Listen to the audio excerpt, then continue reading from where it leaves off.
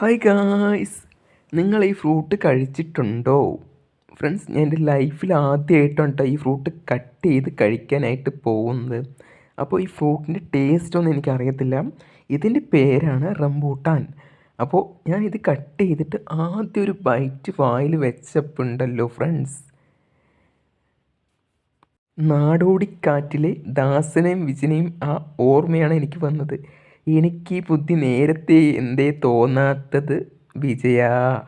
എല്ലാത്തിനും അതിൻ്റേതായ സമയമുണ്ട് ദാസാ എന്ന് പറയുന്നത് പോലെ എനിക്ക് ഈ ഫ്രൂട്ട് വാങ്ങാൻ നേരത്തെ എന്താ തോന്നാത്തത് ഗായ്സ്? എല്ലാത്തിനും അതിൻ്റേതായ സമയമുണ്ട് ഗായ്സ്. അടിപൊളിയായിട്ട് ഇഷ്ടപ്പെട്ടു എനിക്ക് ഈ ഫ്രൂട്ട്.